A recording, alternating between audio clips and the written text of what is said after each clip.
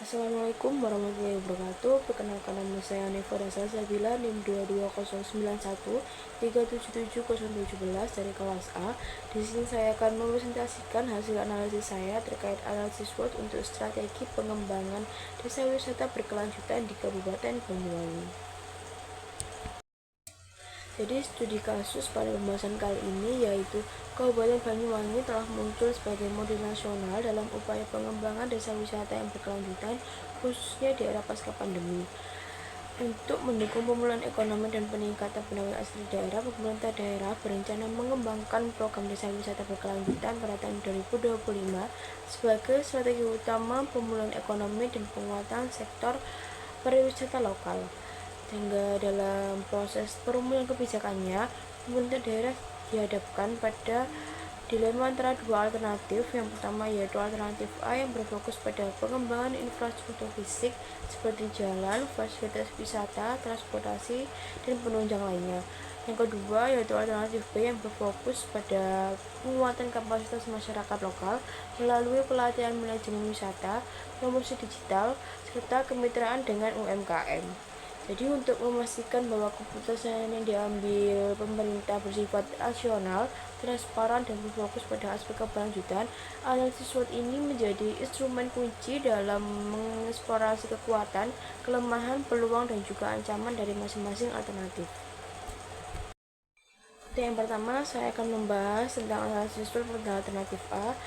Yang pertama, pada kekuatan, alternatif A ini meningkatkan aksesibilitas dan kenyamanan wisatawan terutama ke desa-desa terpencil, mendukung pertumbuhan ekonomi lokal secara langsung, dan memperkuat citra Banyuwangi sebagai destinasi unggulan.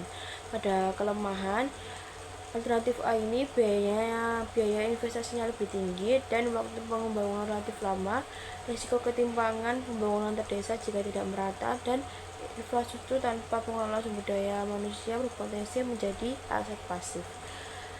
Pada poin peluang, dukungan kebijakan nasional dan potensi investor, integrasi dengan program pembangunan daerah, dan peningkatan PAD melalui retribusi dan pemanfaatan aset. Pada poin ancaman, alternatif A ini terdapat ketergantungan pada anggaran pusat dan fluktuasi fiskal, lalu potensi kerusakan lingkungan jika pembangunan tidak memperhatikan prinsip keberlanjutan, dan risiko bencana alam yang dapat merusak infrastruktur. Yang kedua, analisis SWOT terkait alternatif B. Pada poin pertama yaitu kekuatan, alternatif B ini mendorong partisipasi aktif masyarakat dalam pengelolaan wisata.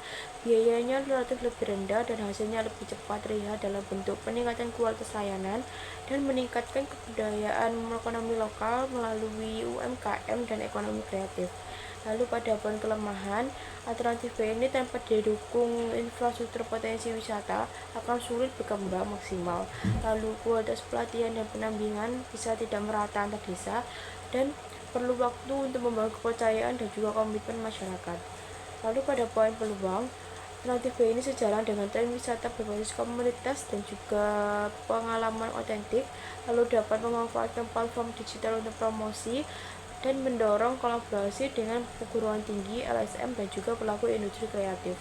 Lalu pada ancamannya, alternatif B ini dapat ketergantungan pada fasilitator eksternal jika tidak dibangun sistem pembinaan komunitas yang tepat, lalu risiko konflik jika tidak ada manajemen organisasi yang baik, dan tantangan adaptasi teknologi digital di kalangan masyarakat usia lanjut atau masyarakat yang kurang literasi. Selanjutnya, rekomendasi keputusan yang dapat saya berikan berdasarkan analisis SWOT dan kondisi sektor Banyuwangi sebagai daerah percontohan desa wisata berkelanjutan. Alternatif kebijakan yang paling layak dan strategis untuk diimplementasikan yaitu pada alternatif B yang berfokus pada penguatan kapasitas masyarakat lokal.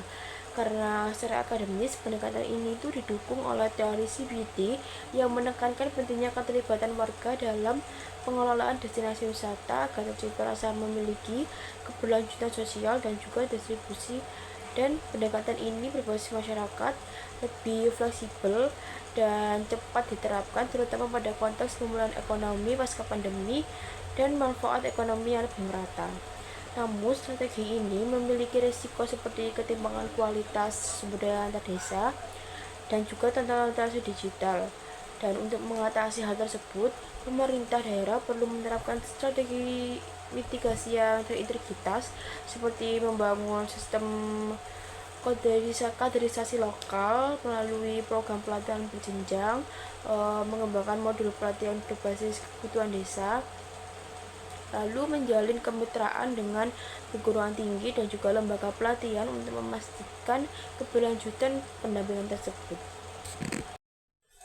Jadi kesimpulan yang dapat diambil berdasarkan analisis tentang dua alternatif kebijakan pengembangan program desa wisata berkelanjutan di Kabupaten Banyuwangi ini adalah pendekatan berbasis masyarakat merupakan pilihan yang paling layak dan strategis untuk diimplementasikan. Karena alternatif ini tidak hanya relevan dengan konteks pasca pandemi yang menuntut adaptasi cepat dan efisien anggaran, tetapi juga sejalan dengan prinsip pembangunan berkelanjutan dan inklusi sosial yang menjadi fondasi administrasi publik modern. Dan melalui identifikasi kekuatan, kelemahan, peluang, dan juga ancaman dari masing-masing alternatif, analisis SWOT ini memberikan kerangka kerja yang sistematis untuk memahami kondisi internal dan juga eksternal yang mempengaruhi efektivitas kebijakan.